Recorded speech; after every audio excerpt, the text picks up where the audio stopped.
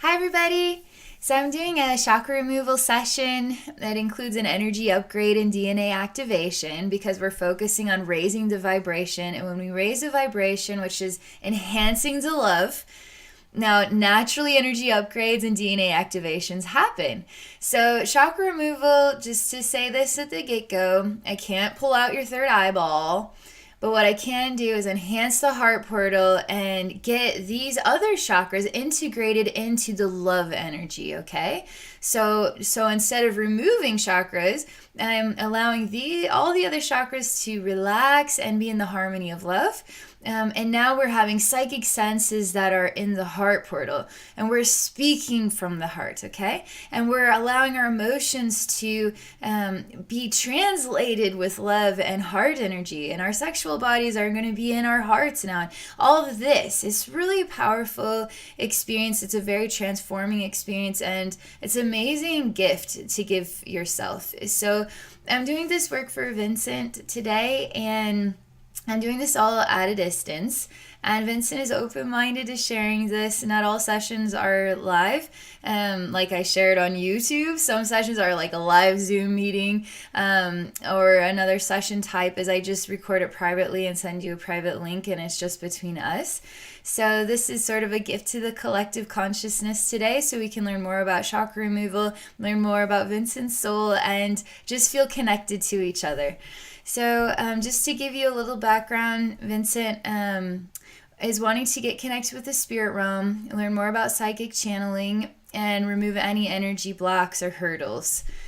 So I'm going to go ahead and relax, and I'm just getting connected here with these keywords, just really sponging it in. Okay, so I'm going to go ahead and relax here. And I'm going to integrate this theme into the chakra removal as well, because we're really wanting to enhance the psychic ability. And so I'm really going to bring that intention into the heart portal when we expand that. And we're just going to break down any layers that are layers of resistance of love, resisting the heart portal. So we just break down those layers and just let them go, because the heart portal, the love, is all there is, was, and ever will be. And it's going to make you feel so much lighter and so much more access to infinite consciousness. Enlightenment is love. It's love wisdom. So I'm still just allowing myself to relax here and get connected while I'm just talking.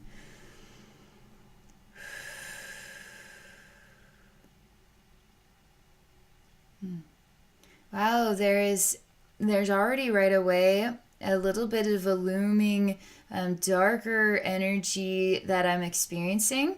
It sort of actually lowers its head, and it has some spiky horns on it. This isn't anything concerning. This is more like an ego echo. That's what I'm translating it as right now. So I'm just gonna, it's got a gray black face, it's got red eyes, and it's sort of like got the horns pointed at me. So I'm just going to go ahead and allow it to be as it is. A lot of anger and aggression energy just right at the doorway here. So the intention is all about love. And so anything that is vulnerable to that intention is going to say no, is going to resist, is going to create a boundary, right? But that's okay. This is just all part of your consciousness. And our consciousness are so vast. So these little frequency hairs are vulnerable. And they look like this. Okay, I'm just going to go straight into it. And I'm not going to analyze anything. We're just going to go into it. All right, so what looks like a demon man is standing here. And he's got something really tight around his throat. And it's like a shackle around the throat. His eyes glow red. He opens his arm out to reveal there's some sort of giant monster standing here who also has a shackle around his throat.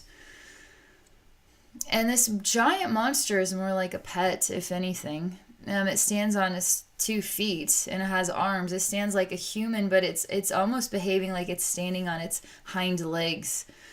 But it doesn't have hind legs. It literally has like legs. It would be like an upright standing creation. but it's very bulbous, squishy, all the way. So it's shoulders, like everything is kind of squishy in this monster. But it's very tall, very large.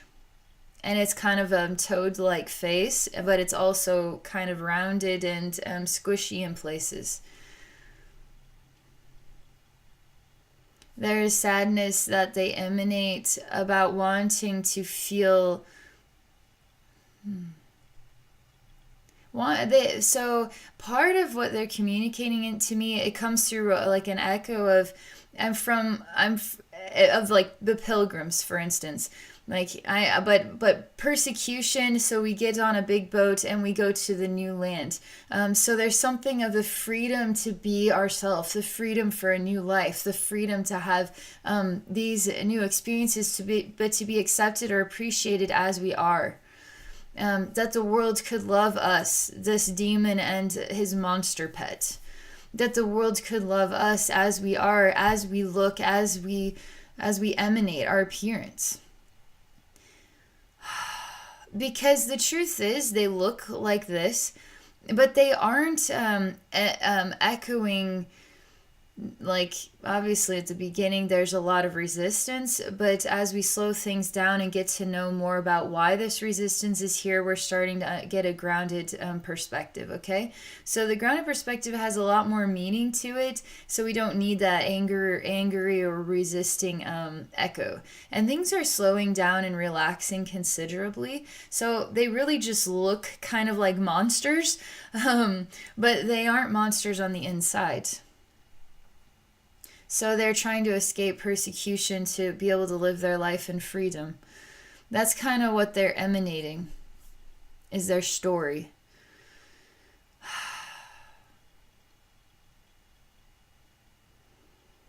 But they tell me too that as often as they want freedom, it feels like an echo of them both, the mirrored image of them both, which is a dark side of themselves, comes to shut them up again. So they're speaking to me through their hearts. So I'm hearing what their message is, and as I am digesting it myself, now two new versions of them step towards them and put the shackle. There's a mirrored reflection of the monster, puts a shackle around the monster. Mirror reflection of this sort of demon man puts another shackle around the demon that wants to freedom. And these two, so we're looking now at two demons and two monsters. One demon and monster pair is sort of like the light side, and one demon and monster pair is like the dark, chaotic side. So the dark, chaotic side is putting a leash on these two, and are very controlling. And they're not nice at all, and the anger, like, they're really not nice, and they're very suffocating. And the way that they demand what is like strict rules. They got to follow strict rules, and they got to stand in line. They've got to behave a certain way in order to not be punished over and over and over and over and over again. I mean, basically the punishment is don't be alive or else. And that's how the chaotic side is treating these sort of harmonized monster echoes. There's like the love monsters and the terrible monsters. So the terrible monsters just want the love to be eradicated, because the love should just be punished time and time again until it's just gone, but the love never goes away. And if the love never goes away, it still can't let go of how badly it wants to smash out that love. So that the only thing that is left is the suffering, is the anger, is the hurt. And the love will never go away, because you cannot kill love. You can't destroy love. However, you actually can transform anger and fear into love. So if anything, the chaos is the vulnerable one and not the love. But for some reason, the love is the one that doesn't fight back. So if it doesn't fight back, then it's constantly pushed around until the anger has had enough and chooses to let the love in, to transform it. But these angry monsters are not going to are going to always see themselves as greedy, like psychotic rulers, basically, controlling, because they can never let go of that frequency. They can't let go of how bad their souls ache and hurt and are in agony inside. And so they constantly want to take that out on the love, because it's the love's fault, It's the love's fault that they can't let the love in. And but the love is just like, please, we just want freedom. Go ahead and be angry somewhere else. Just let us be free. But it says, no, no, no, no, no, not yet. I haven't eaten you alive enough times. I haven't ripped your eyeballs out. I haven't choked you hard enough. I haven't done enough tyranny to you. So this is going on here with the intention of simply opening the heart portal. So this is just like we're so expanded. We're such expanded forms of energy. Our souls are so incredible. And so here we are. What is this story all about? It's a resistance. It's so natural for every human being to resist the purest threads of love, because we don't get that here. We don't even know what that feels like. And if we did know what that feels like, we would be on our knees, bawling our eyes out and actually shielding ourselves, because it's so overwhelming.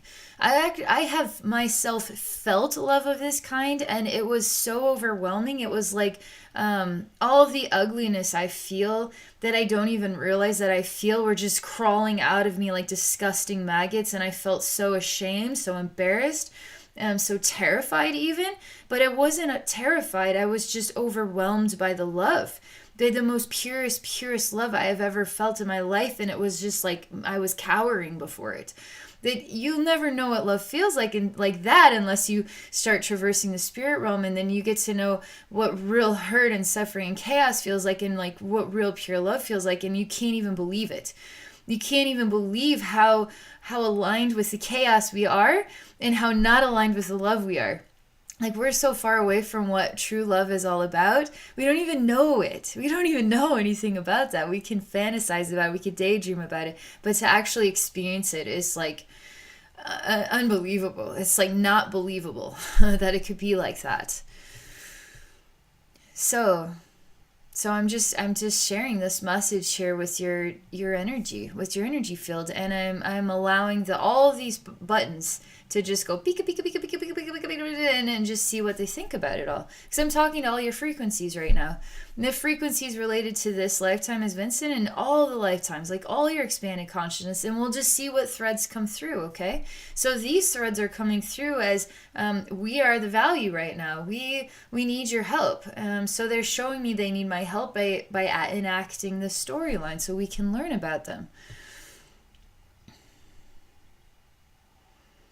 Everything is calming down, digesting, and exploring what this means about love and chaos, about the hurt and suffering and the pure love, heavenly love energy.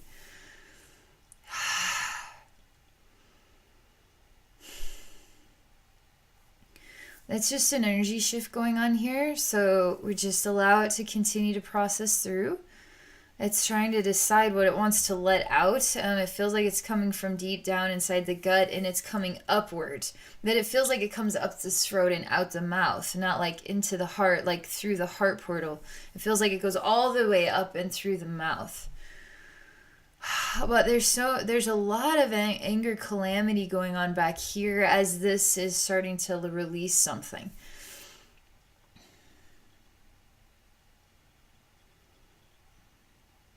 I'm just pausing here to examine the way the energies feel. I bring this anger calamity ball. Doesn't look like anything but just like a ball of like that. So I'm just bringing that ball over here so I can just take a look at it.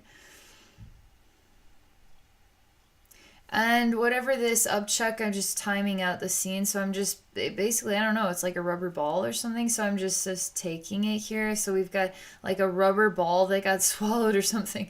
It's a decent size. It's a decent size. And then we have a cloud right here in this hand. So we're looking at two different things. Okay. Something else very strange is happening.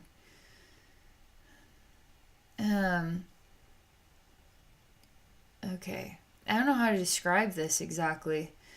Basically, you're standing here and another version of you steps out of you but is backward. So where you would be looking straight ahead, the front side of you, but the face is on backward, is looking behind itself. So the body is looking forward, but the face is somehow behind itself.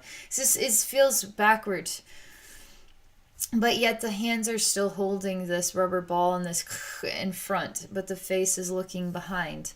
In another version, the face is looking straight ahead and still holding these two things. So they're now facing each other, but they also aren't fully because the body isn't. So it's not a perfect mirror. All right, there's like an all-out brawl. I just have to let it happen because it's just resistance of love. It's just got to get the frequency out. So it's just an all-out anger brawl going on here. Doesn't matter which direction the bodies are facing. All I experience is just like punch pow. But I'm telling you, it's extremely loud and it's just anger sounds, anger noise, like like rip pow, stuff like that. It's like a comic strip almost. There's like a big dust cloud and you see a lightning bolt here and a fist flying over there and a leg out here. And it's like, there's like the word pow, punch. That's what it's like. Starting to relax some more. Both sides are getting really worn out. They like feeling like two superheroes. And they're two superheroes of equal power but different. It's like their ultimate match, but yet it's like they could fight forever and nobody wins or loses, but they end up exhausted in the end. And one hates the other, and the other is sort of like here's Superman, the ultimate, and then there's whoever's Doomsday or something. But this is sort of like the good and the bad, and but they're like the ultimate arch nemesis or something. And one just wants to destroy the love, right? So Superman is like the love, and then Superman just wants to keep the peace all across the globe, but still has to bring this chaos into balance, but never can. Superman never can bring the chaos into the balance because the chaos is constantly testing till the chaos chooses to bring itself into balance. It will always be out of control. It'll always be this way. So this is what we're looking at, which is like two exhausted now lying on the ground in their superhero costumes. And they can't fight anymore. They can't battle anymore. So Superman is like keeping the peace, and Doomsday trying to destroy Superman, which is destroy the idea of peace, across the globe. And to be in control of who gets to receive love or not, just to destroy everything. But they're both exhausted right now. And Superman raises his hand and says, when can you just let go? When can you just let love exist? And then Doomsday is like, love will never exist. Never. And they both just collapse, and in an odd way there are tears of emotion. Superman is just so tired of fighting all the time for a movement of love. Why does it have to be so hard? Doomsday is actually expressing tears too, because his only purpose is to be a force of calamity. And that is his truth. That is his identity. That is his expression of love. That is who he is. And it will never be fully understood. Therefore, he will never be fully understood, which therefore means he'll never fully understand himself, which is that he is love. Even chaos is love. It's self-realizing love. A lot of human beings are self-realizing that we are not chaos, that we are love. And it takes time. All the while, the love is in us is getting worn out. And how many times do we have to do the right thing before we can't just live our life anymore? Before we just collapse? And the chaos just can't let go of the pain and the suffering. they're both so exhausted, like they've collapsed. They're kind of like like sleeping, but they're also starting to like this energy ball between them. There's an invisible sort of energy ball that's developing between them, and I'm telling you, there's meaning on both sides. There's like powerful, deep, unbelievable meaning on both sides. On the Doomsday side and the Superman side, there is unbelievable depth of love and meaning on both sides. It's I can't even begin to explain how meaningful and deep it all goes. Not just the love side, but the chaos side. Like there's so much deep meaning here. But they're like they died. They both sort of died somehow. They're sort of like it's like they're evaporating, and as they evaporate they release this sort of energy orb of both sides, the chaos and the light. You know, like the dark and the light, the love and the chaos, which is the soul. You know, the soul is that. It's the yin and the yang. You know, it's our balance. It's our balance to have both. But we have to be in harmony with both. We have to be at peace with both in order to truly be at peace.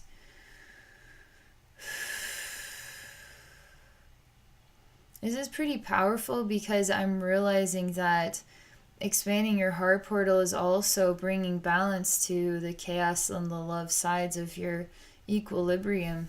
And I don't get called to just do it in this way, but I am for you. It's pretty unique. All right, some really weird, something new here, I don't know how to describe it. I feel like a face that got smushed. It's like flattening, and then as it flattens, it actually goes, it expands upward and downward at the same time, so it's smashing. So as it smashes, it actually grows up and down. So it's getting taller, it's getting longer. So it's literally a face that is planting itself into the wall. And as it goes, it's like a piece of putty or something, and then it's flattening out like pizza or something.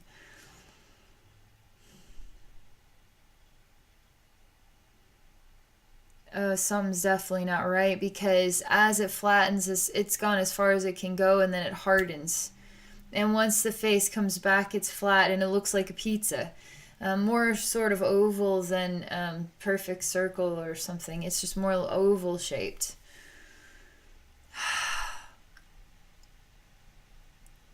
The head wants to be removed from the body, and that it wants to be replaced, but it shows me it's replaced with a fan. Literally, it looks like you could set the fan here. It's just a small one. It's got a stand, you know, it's just a desk fan or something, but it's still medium size. And it's got blades that go, so it's sort of like the smashed part of the face is like the fan blades, and then there's the rest of the head, and then the neck, and there's the shoulders. So it's kind of like, I'm going to replace whatever that just was with a fan. I'm just going to set the fan here. So now we have a neck and then the head, and then the fan is like what the face smashed into. And I'm looking at two versions of the same thing. One happens to be a fan. The other happens to be a human face that got smashed in the front. Like it got smashed almost fully, so it almost looks kind of like it could be a fan blade. It's sort of in the same shape. So we're looking at two things again. It's like, okay, the rubber ball and the cloud. And then we've got now a fan, and then we have a human that with a smashed face. So what does this mean? What is going to happen next? Who is better? Which one is better than the other?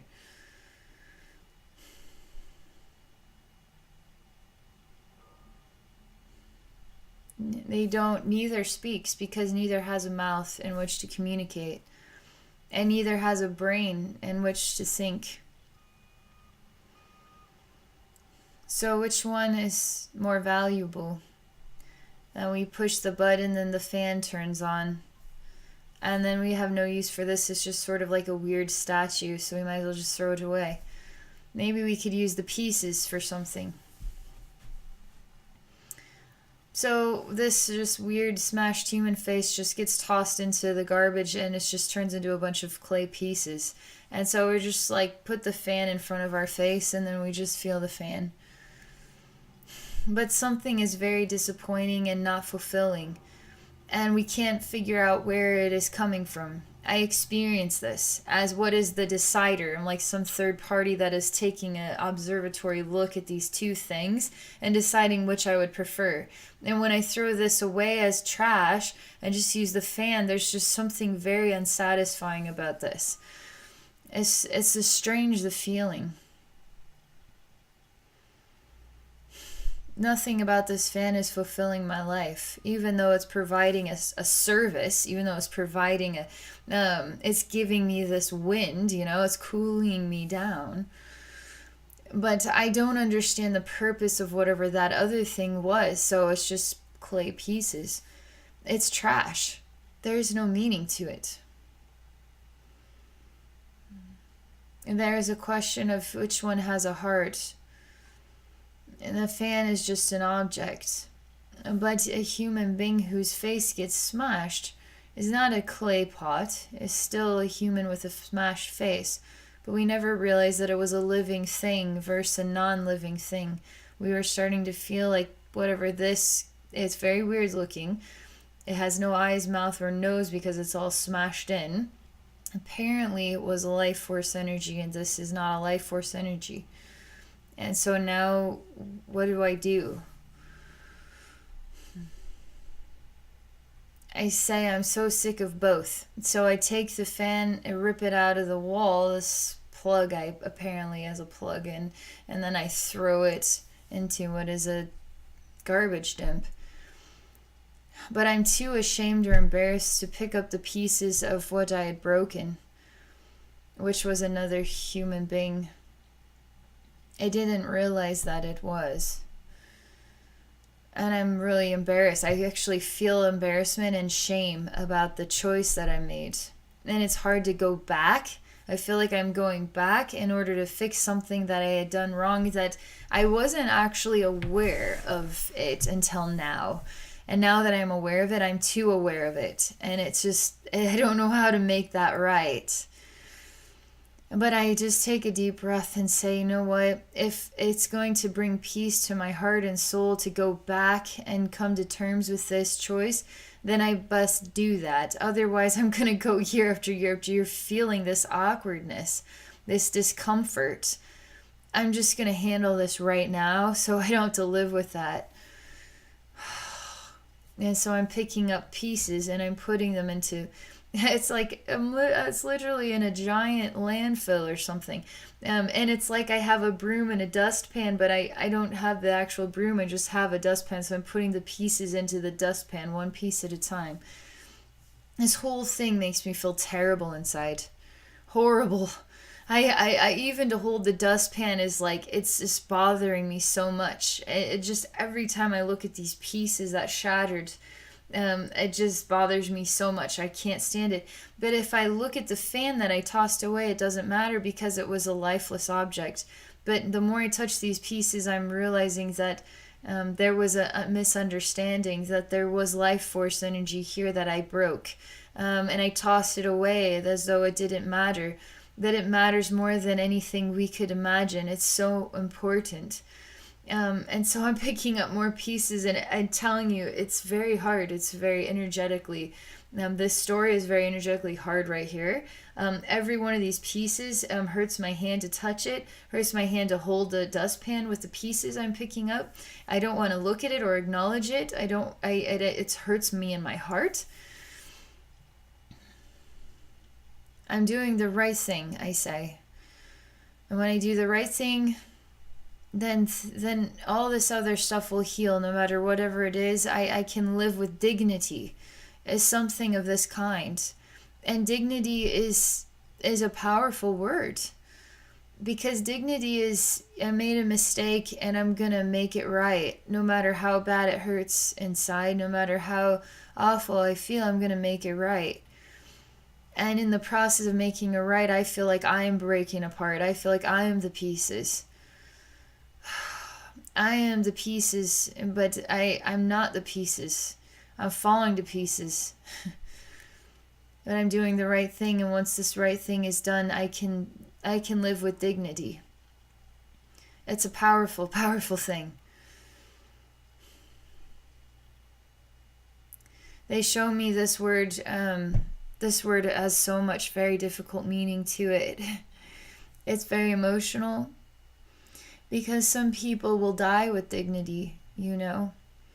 They will die for what they believe in, even if it is a cruel and torturous death. They will stand firm with what they believe in. So again, we are looking at another scene.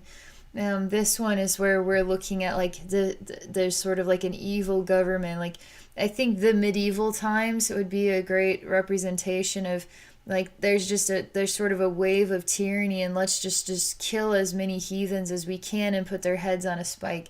But there's people who say, no, you can't kill us. We're good people. We're loving people. We need to fight back for our lives. And so they could be taken and they could be tortured in terrible ways if they don't bow to an evil ruler, you know.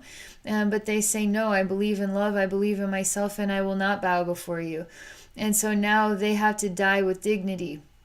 I'm telling you, it's like I'm like drinking like the blood of 1,000 deaths, but so much worse. It's thick. There's flies, there's stench, there's rotted bodies. There's all these people that have died with dignity.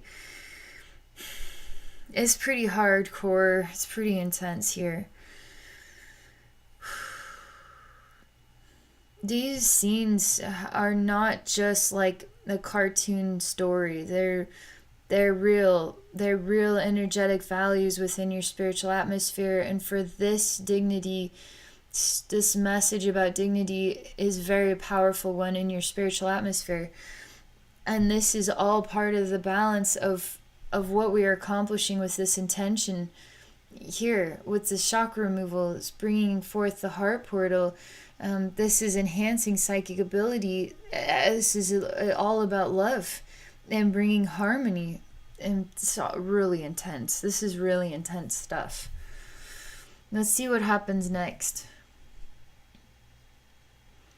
It was important that I talked about this dignity because there's an image of just stinky bodies, and there's so many people who said no against one man, basically. What is like one man?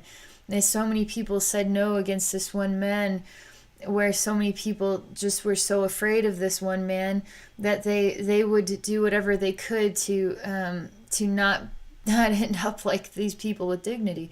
And so you can see how one man can decide the fate of thousands and thousands of people in chaos and in love. And they're all souls exploring what is fear and what is dignity, or what is love, what is the Superman, and what is the doomsday. And here they're sort of expanding it to show that there's one person in this story that is influencing so much fear. And the love is trying to stand firm, but there's so many people who are afraid. They're overpowering that love. And they're creating so much disturbance that everybody's now becoming afraid. And the fear is growing and growing and growing and growing and growing and growing and growing. But where's the love at? Where's the Superman?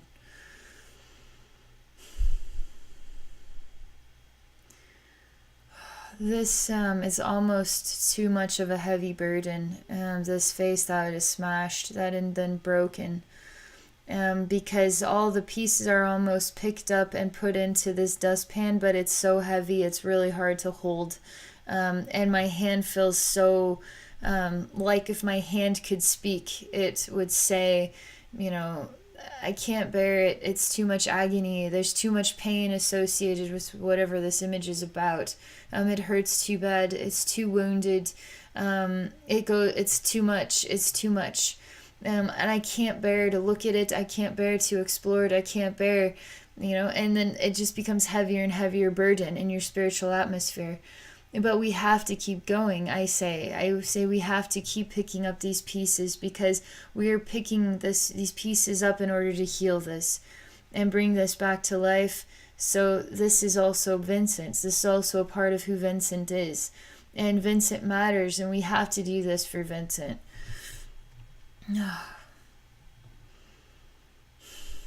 There's just the tiniest little, sharpest little edges, just the tiniest little pieces. And there's a concern that we might have missed one because it's like a garbage dump. And I say, no, we have not missed a single one because we can't lose these pieces. They're too precious, so we will be able to find them no matter what is covering them up. We can find these precious pieces. Every single piece of this is precious. There's one tiniest little one. It's so small, it would be like holding one single grain of sand, but it's got a glimmer to it. But it's also really sharp. Like it's almost like the most ridiculously sharpest glass shards that just wants to go into your skin. You don't get to decide, it's just going in. I don't know what it is, but it just wants to be really sharp. But it's so bright. It's so bright, this final piece. And it doesn't go into the skin. It's just felt like a threat. And so I just set it in the dustpan and I say it is done now. I bring the dustpan over to what is like a green picnic table. And I decide that I must rebuild this. But I'm not going to build it in the same way that it got smashed and then thrown away. The face got smashed, and then it looked like something made out of clay, something random, and we just threw it in the dump, and it just shattered into a lot of pieces. Well, we have all the pieces now, but we're going to rebuild it as something else. Not what it had once looked like, but a new version of itself. I am the master, and I see there's... I'm more of the human version, and there's an energy version that looks just the same. Doing the exact same thing on the opposite side. So there's something here about mirrors, mirror images. And is also rebuilding an energetic version of the same that I'm creating in a more physical dimension. Thing is if I was in this energy dimension, it would feel physical. And this other dimension, it perhaps would feel even more physical. So it's such a strange thing, a strange phenomenon.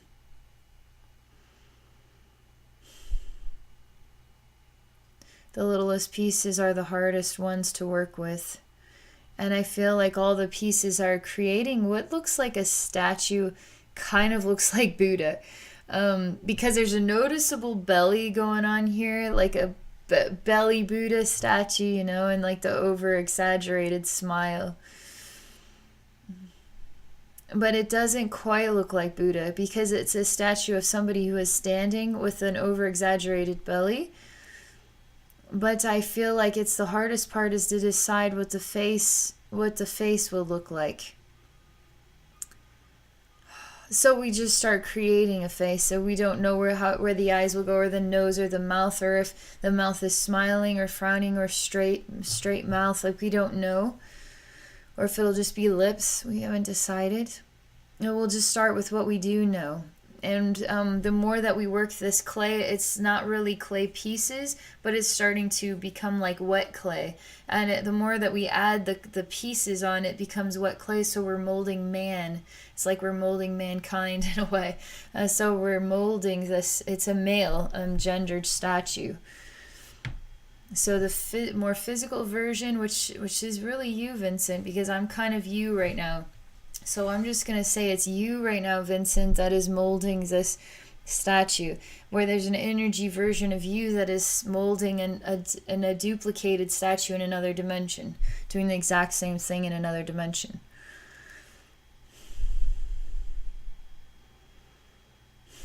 I feel like 1,000 years has passed, and then another 1,000 years, and another 1,000 years, and another 1,000 years. It feels like a lot of time has passed. And it still hasn't been perfected. We're still trying to form mankind. We're still in the process of it. And it has not been perfected yet. To a point where we can let it just be as it is and allow it to walk its own pathway as in balance, in a state of balance. Not sort of like setting loose the first man to find himself, but molding a man that can experience harmony as his identity. it's like thousands and thousands of more years are passing, and it's still being molded. And this man is still being molded, shaped. The shoulders, the torso, the face, the neck, the stance, the is still being molded and shaped. And we're still working on getting it right. That's what it feels like. We just keep trying and trying and trying and trying and just trying to perfect it, trying to perfect it, trying to perfect it. I tell you to just stop. I tell you, which echoes into the spiritual dimension, to just stop, and then it just, the other version stops as well. I say, don't you see that it already is perfect just as it is? At first you say, well, I kind of goofed up on the calf here, it's too smushed. And over here there's something a little bit off balance with this shoulder length versus that. It's not proportioned properly. And I say, no, you're done. It's good as it is. This is actually perfect. And the more I emanate that, it is good, the more it corrects itself. The actual statue starts to correct itself. It starts to actually mold itself without you touching it. It's starting to mold itself, and it starts to look like a healthy, happy man who just wants to live his life with happiness and joy. And we go into the world of this clay man who is actually living a real life, and he looks like a real man. And there's birds singing, and he's kind of like he kind of emanates like a Disney character, you know, like a Sleeping Beauty, Princess Aurora, or Snow White. They always have like the animals following them everywhere they go, and he is like that.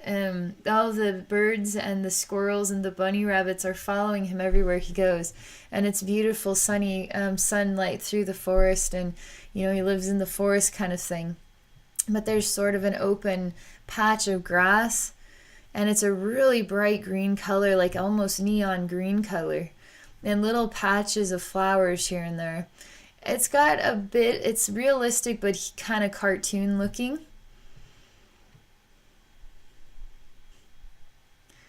And he sees in the distance there is a dark and terrible castle.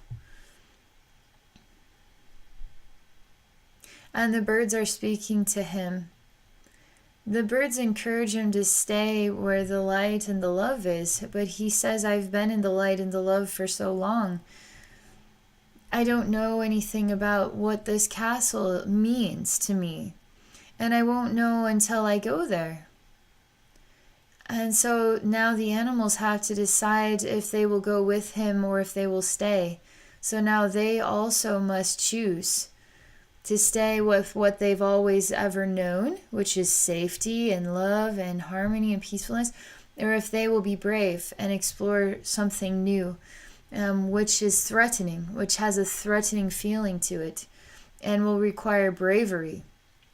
But because it feels so new, they don't know what bravery is, and they just feel that something is threatening about it, but they aren't afraid. They don't know what it means. They don't know how disturbing that terror can be. They are still full of innocence. They just want to help, is really what it's like. And so I see this clay man walking towards the darkness of this castle and this world where the castle is sort of existing. And some birds go with him, and it's like a bunny rabbit goes with him, and a squirrel. He is a naked man, but he's at peace with that. He doesn't even know that he is naked.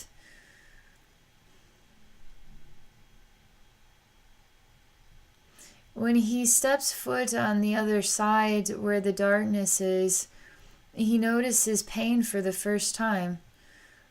Because the world is hot, really hot, so the ground is burning his feet, actually.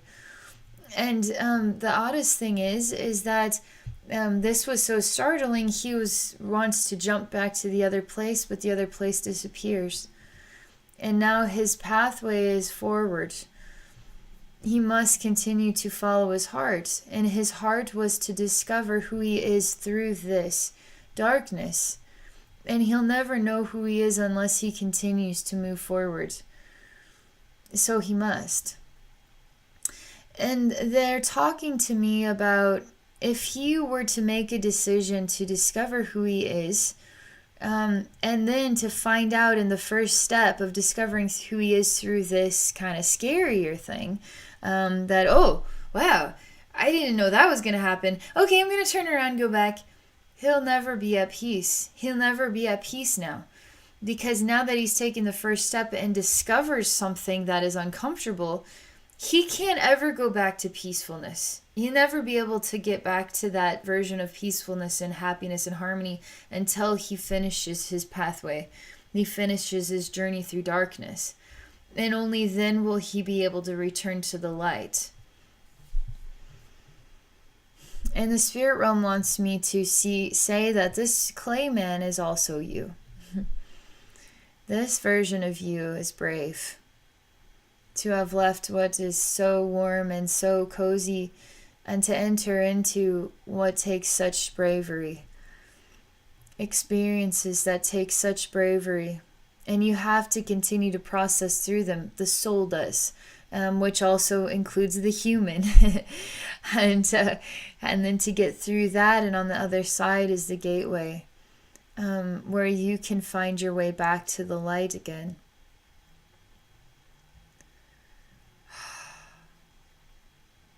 I feel very concerned. I'm watching this man, and the bunny rabbit, the squirrel, that they look singed. Half of their hair isn't there. Their bodies are scabbing. And then one's lost an eye. I mean, it's just he too. I mean, they look barren. They look like they've been through a desert without water. They look like they've been slaves. They look like they've been the worst scenarios, just the most terrible situations. They don't even know how brave they are, and they're getting beaten down, and they don't realize what bravery it takes for a soul to choose lifetimes like these.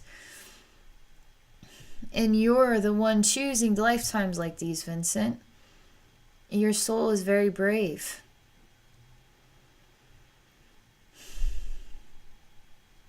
They haven't even gotten to the castle yet. And it looks like he can't go on much further. And he falls to his knees, and he's like falling apart. Like it's like his head is rolling off of his neck, and the body is falling apart. And there's an angel that comes down. And the angel touches him, and he starts to form into a solid man again. And he falls asleep for a while. And he wakes up. He starts to cry for the first time. After all of this, he's not even cried once. He has been so in shock and confused by the brutality. And now his soul is breaking under the brutality and falling apart and crying. The angel is smiling at him as he is like speaking to God kind of thing, and there's a light that shines down upon him. And all of his animal friends receive this light as well. It seems like the animal friends are like part of his soul too. And they're kind of like guides, so he doesn't have to go through it alone. But they are there. They could be like friends, going through the lifetimes with him. Enduring the same pain and suffering. Man, it feels like a long way before we get to this castle, but the oddest thing is, the longer he walks, he continues to walk towards the castle, but the longer he walks, he learns things about strength and courage. He overcomes certain battles within himself. He finds himself to develop wisdom and enlightenment. He has new appreciations for love as he has moments where he falls in love and has children and times of rest. And we're just going through what is like a massive timeline. And I'm starting to see that the castle that he's walking towards, it looks so dark and so gloomy, but it was really brighter and more full of love and more full of light than the land he originally started at. It was all an illusion. It actually was never so dark. It was only calling him to explore something new within himself, and to find that, he had to go through being broken apart, ripped apart, challenged, struggling, etc. And to keep moving forward and keep moving forward and keep moving forward. And then the stronger he gets through the experiences, the more at peace and acceptance, the wiser, the more enlightened, the more expanded. And then once he finally reaches the castle, it's like the greatest glory of you could imagine. It's like more glorious than anything you could dream of. And it's his castle, it's his glory, it's his achievement, it's his trophy, it's his gift. Then it was his all along. And he's at this castle, which is, I mean, it's more like, it's like the most extraordinary palace of all times. Like, it's just, but it emanates so much light and so much glory, energy of glory, and courage and heroism, and success, and the gift, blessing, gratitude. It's like all in there. It's all in there. And this is love. This palace is just starting to transform what is like a big heart. It's a gift. It's a total gift. So when he walks into what looks like a palace structure, he's actually, it echoes that it is a heart. So he's also walking into this glorious heart. And the message for the creator of this man is that it's not about how perfect you build the structure. It's about how that structure discovers love. And so we set that structure free, that creation free, and that creation then discovers love in its own way. And once it discovers love, that's the love that creates the idea of perfection. It's the love that does. And the creation then finds itself in the love, and in the pain and suffering, also the chaos, the illusion of love. And so it finds itself in there too, only to find itself again in love. It's unbelievable. It's like really amazing. All I see is just, it's like a glimmering heart that just keeps just getting expanded and glowing.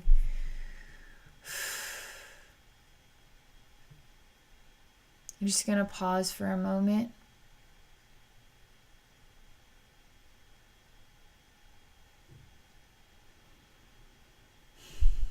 And there's still an odd sort of resistance. And it's not resistance, but it's sort of like, this is it. This is it. This is complete. But it must be chosen to absorb into. And that absorbing part is not happening yet. So let me just see what is the fine lines here between this finale of the story, which is this heart emanation, which is the ultimate energy transformation, and then the absorption of that, because there's something that it hasn't fully absorbed yet. So I need to go check this out and see what it is. It's because the head isn't too involved. The head hasn't let go yet.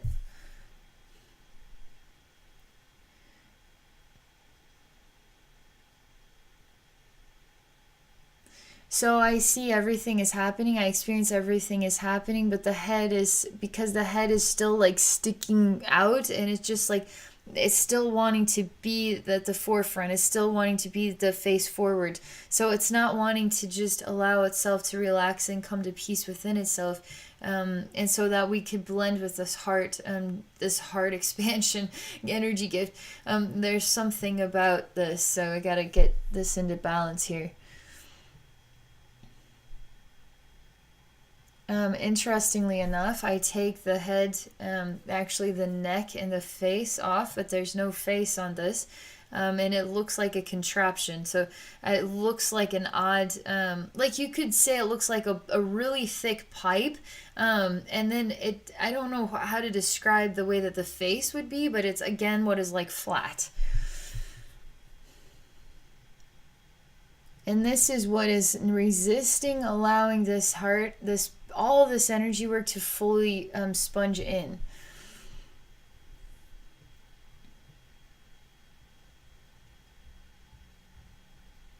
Just a moment here.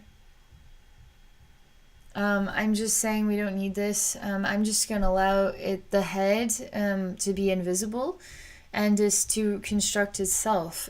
So let's just see what happens here energetically.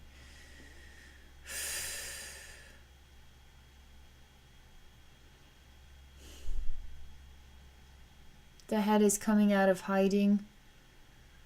There's a black veil, actually. There was a veil that made it look invisible, and it just comes off, and I see the full face. And I say, why do you feel ashamed? Because there's something about shame and then crying in the hands and wanting to hide the face again and the tears.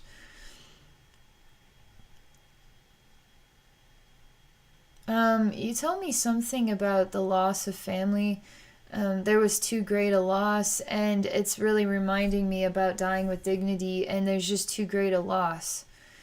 You're telling me something along these lines, and I'm starting to see that you're wearing a suit of armor, but you don't have a helmet on, and you're just crying into your hands and saying there's just been too much loss, too much loss. I can't bear it. And the thing is as you speak these things and you cry, I can't feel your heart actually having a reaction. It's like the heart is totally cut off or numb.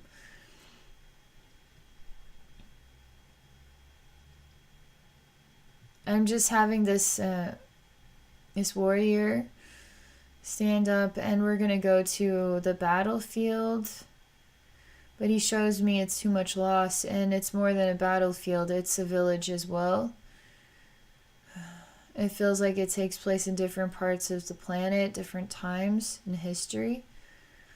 And this part of your soul has not been able to let go of all the loss.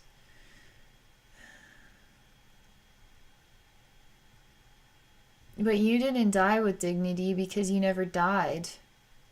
I don't know how you managed to, this whatever version of this story is, you survived. You didn't die with everybody else, and in a weird way then you didn't die with dignity.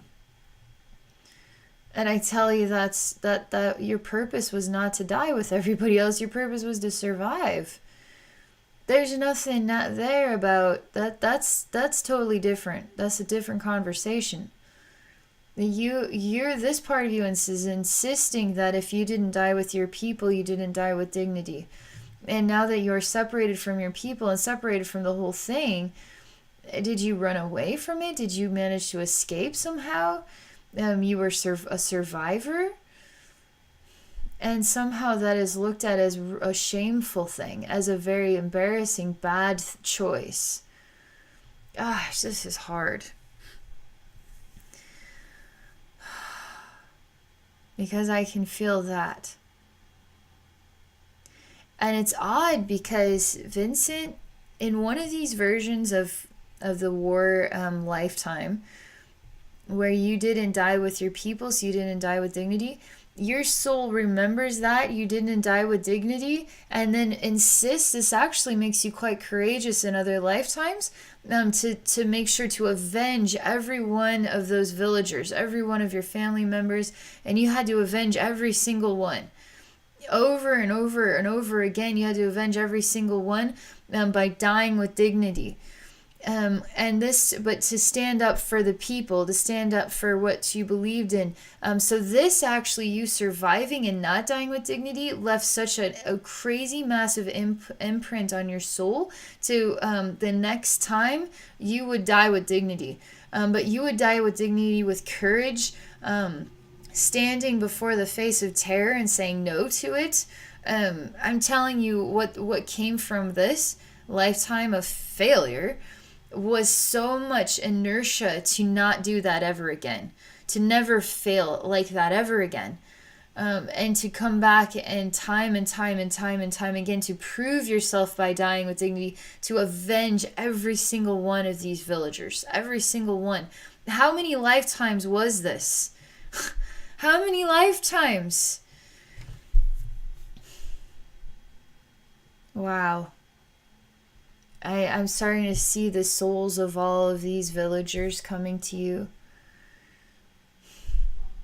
and they're so avenged. I mean, they're just so proud of you. That's more than you ever needed to do. We were just happy you survived. Like, you were learning something new that we weren't. We were learning about dying with dignity, but you were learning about something that was not a bad thing. It was actually a good thing.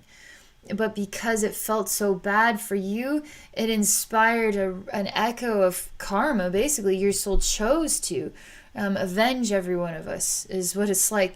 And now you have manifested all these lifetimes where you would prove to every single time in order to avenge every person in this village. It's a small village, but it could be 50 lifetimes, 100 lifetimes, 200 lifetimes. There's a little boy that comes forward. This is the hardest one of all. This is hard because this little boy was one of the biggest reasons why you couldn't live with yourself. And he has a little present for you.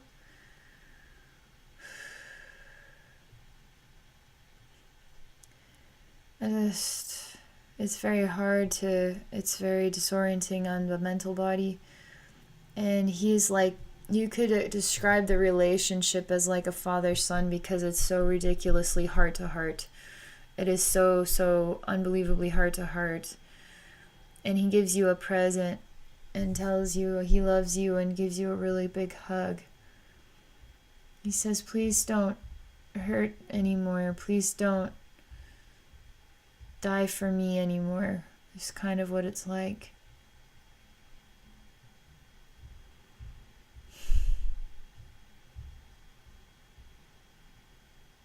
This is starting to evaporate all this stuff really quickly. So much dust in this wind here, but everything is turning into what is like dust, and it's all just evaporating or blowing away. It's all clearing out.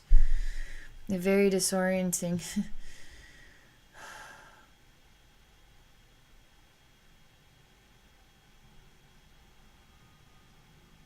There's so much softness, and this is still a little bit more, because there's something like a resurrection of your soul that is entering into like a heaven space, but there's what is like a divine feminine soulmate, like there's something about a divine feminine essence, and it's a female, and she's really coming through with lots of red color, very, very phenomenally attractive. And there's rose petals like that make up this really intense red dress. And she has very intense red lips. She's unbelievably attractive. But she's also like the purest, saintliest soulmate. There's like soulmate connection, that the love that like heals us all kind of thing, you know? Like the ultimate love that is just so healing beyond imagination. And this part of your soul is just sort of standing here, and she's turning into like a vapor now and surrounding you, and filling your heart, and filling you up with this love. And she is helping you to let go of your helmet, which I didn't even know you were wearing one, but I can hear it, I can experience it lifting off, which is ridiculously heavy. And then I can hear it thump like a metal tink noise as it hits the ground. It's very heavy.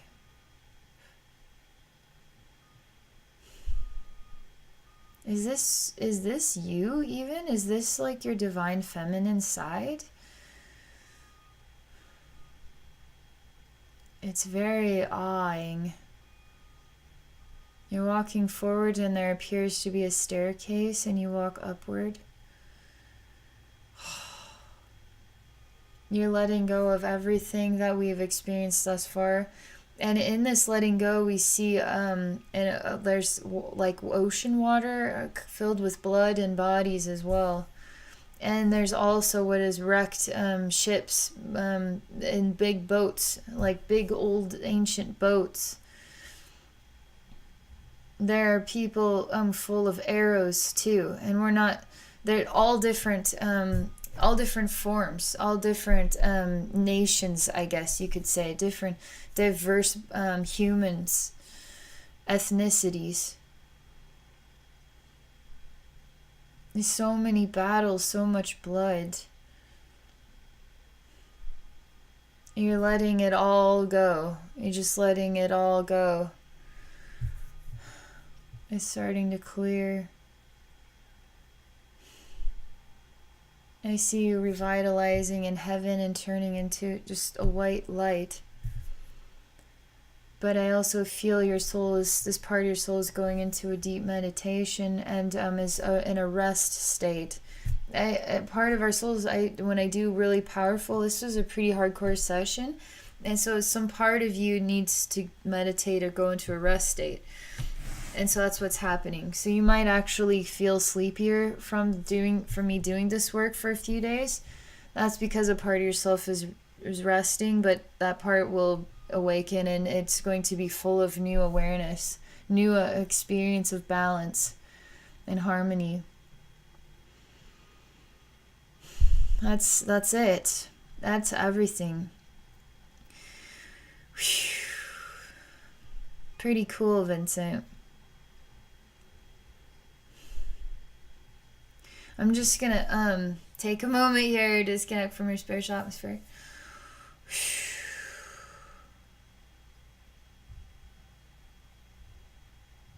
And just moving myself back. I'm just disconnecting here from your spiritual atmosphere.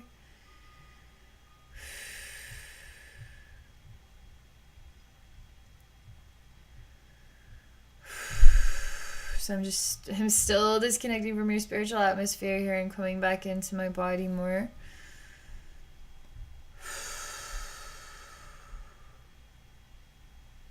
All right. Thank you so much for this experience. This was really one of a kind. It's always one of a kind experience. It's just amazing. It just amazes me. So thank you very much again, Vincent. And for those of you watching, if you're interested in exploring a session with me, please visit me at my website at abbeynormalswisdomquest.com. And thank you all and have a great day.